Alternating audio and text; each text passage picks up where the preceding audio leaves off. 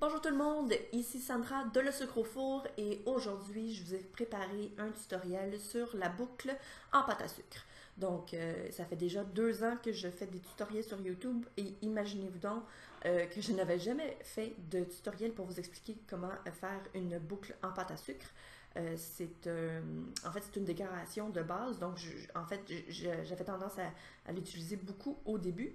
Et puis, plus le temps allait, moins je faisais des boucles, donc c'est peut-être une des raisons pourquoi je n'en ai jamais fait devant la caméra. Mais aujourd'hui, je vous dévoile tous mes petits trucs pour pouvoir obtenir une super de belle boucle qui a de l'air réaliste. Donc, moi aujourd'hui, je vais utiliser 2 couleurs parce que je vais faire un motif à pois. Mais bien évidemment, vous pourriez recréer cette boucle-là sans le motif à pois. Alors, parce que j'ai 2 couleurs, je vais donc commencer par les petits pois, donc de couleur blanche. Et puis, le truc avec une boucle, pour qu'elle ait de l'air belle, réaliste, et puis qu'on puisse obtenir de très beaux plis, c'est d'avoir du fondant mince, donc une pâte à sucre mince. Plus elle sera mince, plus elle aura de l'air finalement d'un vrai tissu. Donc, c'est un petit peu le but de la boucle. Alors, avec un petit emporte-pièce rond, je viens découper tout plein de morceaux, tout plein de cercles. Sachez qu'il est important d'en faire beaucoup plus que ce qu'on pense qu'on a de besoin, parce que du moment où vous allez rouler le fondant rose, il sera malheureusement trop tard de rouler du fondant blanc. Sinon, ce qui risque d'arriver, c'est que votre fondant rose va sécher, et puis à ce moment-là, il faudra donc tout recommencer. Donc l'idéal, c'est vraiment d'en découper vraiment beaucoup plus, et puis de le récupérer à la fin, que d'être pris et puis de tout recommencer. Ensuite, avec le fondant rose, on va venir le pétrir pour s'assurer qu'il soit bien élastique et bien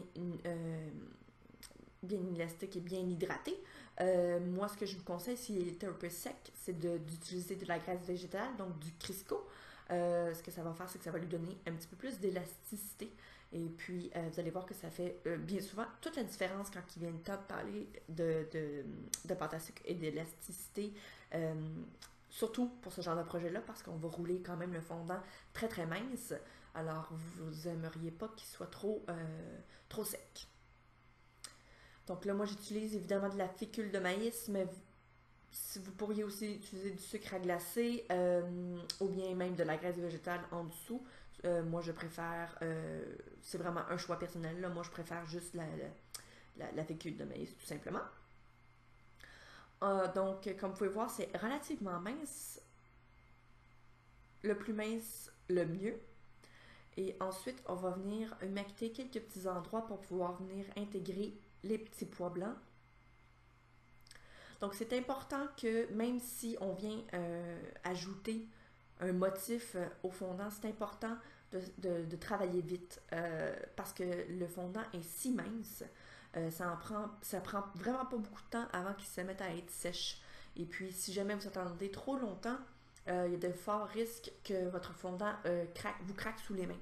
Donc, lorsque vous allez venir le temps en fait de faire des plis dans la boucle, vous allez voir que il y a certains endroits qui vont avoir en fait tendance à craquer et puis c'est vraiment pas aussi joli. Donc, assurez-vous de travailler relativement vite.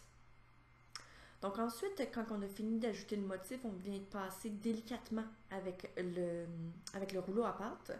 On s'assure d'y aller vraiment délicatement parce qu'on ne veut pas déformer les cercles. Il y a de fortes chances que ça les déforme un tout petit peu, mais si vous y allez avec la force égale d'un bord autant que de l'autre, à ce moment-là, vous devriez quand même obtenir quelque chose d'assez circulaire parce qu'il va y avoir beaucoup de plis dans la boucle, ça ne paraîtra pas tant que ça. Donc ensuite, on vient découper pour faire une bande. Moi, je vais le retourner de l'autre côté parce que je veux un effet légèrement plus bande dessinée, un petit peu plus cartoon. Alors, je vais plier la bordure de la boucle. Ça va lui donner un petit peu plus de douceur. Et puis, quand je le découpe en deux, là, on peut réaliser finalement que les deux bandes sont finalement les deux côtés de la boucle. Ensuite, de chaque extrémité, on va venir y faire des plis. Évidemment, là, vous pouvez en faire autant que vous voulez. Moi, personnellement, je préfère en faire 5, mais vous pourriez aussi en faire seulement que 3, peut-être seulement que 2, à vous de voir. Et puis, ensuite, on vient tout simplement les remettre ensemble et puis vous avez formé votre premier côté de la boucle. Si vous aimeriez ajouter un petit peu plus de volume et la faire sécher avec un petit peu plus de volume, à ce moment-là, je vous conseille avant de rassembler les deux côtés avec des plis. À ce moment-là, juste mettre peut-être un morceau de papier essuie-tout entre les deux entre les deux morceaux de fondant. Et puis à ce moment-là, ça va vous donner un petit peu plus de volume. Je vais vous le montrer un peu plus tard comment que moi j'ai procédé. En fait, ce que j'ai fait, c'est que je l'ai littéralement rajouté par la suite. Par contre, vous allez voir que j'ai un petit peu plus de difficulté. Donc, ce que je vous conseille de faire, c'est avant de plier la boucle pour créer un côté, à ce moment-là, ajouter votre morceau avant. Comme ça va être beaucoup plus simple. Et puis là, ce qui va vous rester à faire, c'est finalement le centre. Moi, personnellement, j'aime beaucoup des boucles qui sont assez larges, ce qui veut dire que mes bandes sont beaucoup plus larges. Je trouve que ça leur donne un petit peu plus de charme. Évidemment, la largeur de votre bande va avoir une répercussion sur le look final de votre boucle. Donc, à ce moment-là, c'est vraiment à vous de voir ce que vous préférez. Donc, là, dans ce cas-ci, moi, comme je vous dis, c'est des bandes assez larges, mais vous pourriez évidemment faire vos bandes de la dimension que vous voulez. Donc, on va repasser aux mêmes étapes. Donc, on va rouler une fondant rose très mince. On va y ajouter quelques petits pois ici et là blancs. Et puis ça va être le centre de la boucle.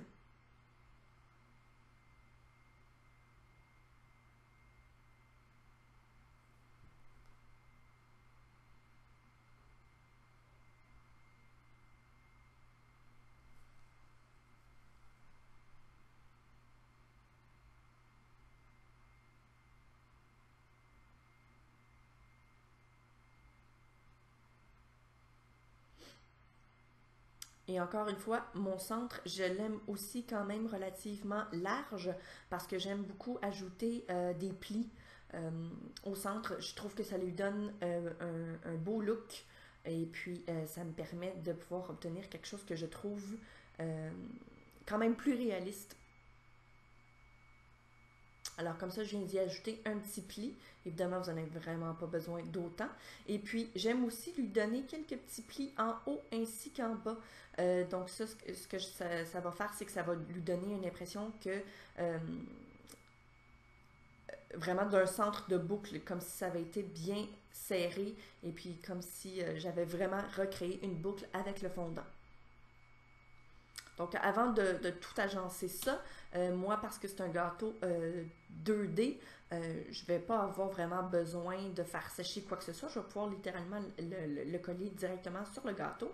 Moi, j'utilise généralement juste un petit peu d'eau ou sinon de la colle alimentaire. Et puis, je place. Donc, je vais vous montrer comment je place le centre. Donc, je viens finalement plier et cacher les plis un petit peu juste pour que ça puisse avoir de l'air vraiment d'un nœud. Alors c'est tout pour ce qui est du tutoriel. J'espère que vous avez apprécié, j'espère que vous avez beaucoup appris aujourd'hui comment réaliser une boucle. Je sais que c'est une technique de base, mais des fois c'est important de retourner vers les trucs de base. Et puis je suis vraiment contente de pouvoir vous avoir enfin partagé comment je réalise mes boucles.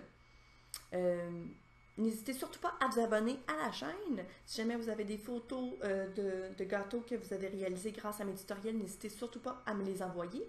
Et n'hésitez surtout pas non plus à commenter ainsi qu'à partager. Merci beaucoup et à bientôt!